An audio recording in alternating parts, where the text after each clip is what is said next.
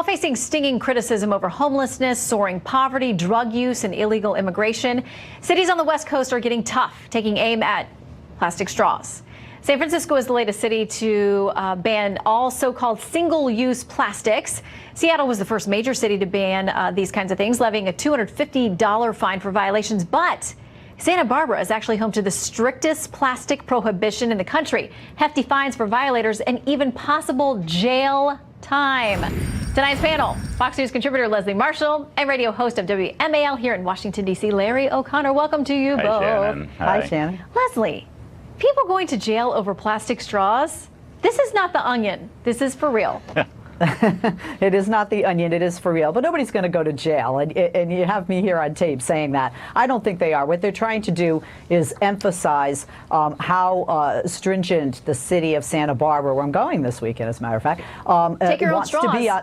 wants to be on this issue. But there are two problems that I have with this, to be honest. I like what Seattle did, two things, which is imposed a fine of $250, as you said, Shannon, but also they've exempted the disabled, because there are some people that need to drink from stores that don't have an option. So I think that Santa Barbara needs to look at that again. And we also have to look at Santa Barbara. The marine life is being hurt by plastic straws and other plastics, and the marine life is the way that many people get their livelihood, and a lot of tourists come to Santa Barbara centered around that marine life, whether they're fishing or whether they're eating it, famous fish and chips on the pier right there off the Pacific Coast Highway. Larry, she makes her compelling argument, and I'll add this from San Francisco supervisor Katie Tang. She says San Francisco has been a pioneer of environmental change, and it's time for us to find alternatives to the plastic that is choking our marine ecosystems and littering our streets. Although we've heard other things are littering the streets there too, Larry. Yeah, I am so tempted to call this a straw man argument, Shannon.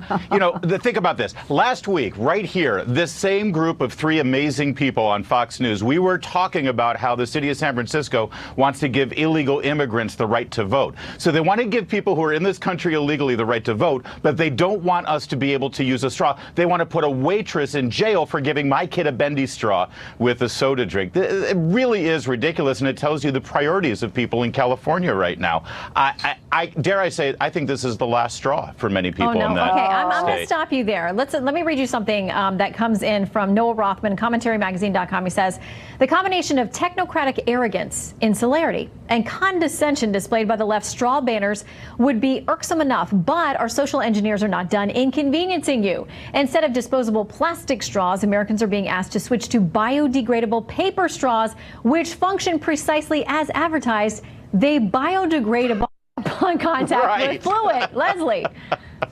Well, then I think there's Larry can look into a future in biodegradable paper straws that don't fall apart when you drink through them. Look, this is not the only issue in California. And Larry, I do want to remind you that Santa Barbara is not in San Francisco. It's in between Los Angeles and San Francisco. But San Francisco just voted for this as well. Yeah, they're all doing some form of it. But Santa Barbara's the one that's saying, hey, we're going to give you up to 6 months jail time. Yeah. And like I said, it's not going to happen. The environment is a huge issue in California. And you have to look at the things that we have done, not only with the ocean, but also with our air quality. If you look at pictures of smog years ago versus today, there's been a vast improvement.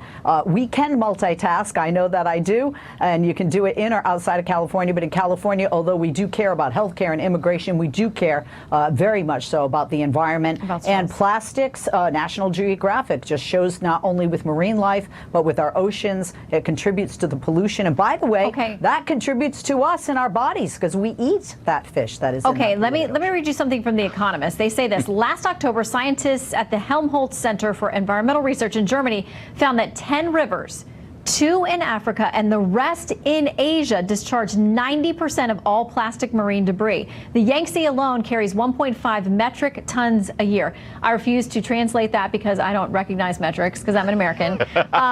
But Larry, they're saying the problem is Africa and Asia. I know. I've been to Santa Barbara and all up and down the Pacific coast. There's not a whole lot of littering there. I mean, California is full of so many virtuous people like Leslie that they'll never litter to pollute their beautiful coast. Why do they they even need this law since Californians are so superior to the rest of us.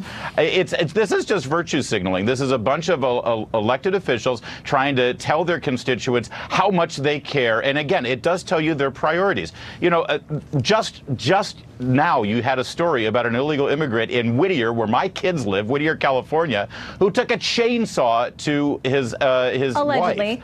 And I think that's a little more serious. Maybe our elected officials should be looking at that story instead of worrying about what we drink our frozen lattes out of. All right, Leslie and Larry, we are not going to come to a consensus on this. Not but tonight. Leslie, I will say he gave you a lot of nice compliments there and talked about how fantastic the people of California are. So virtuous. So Yes. we will leave it at that, and we'll see you guys next week. Thank you both. Thanks. Thank you, Shan.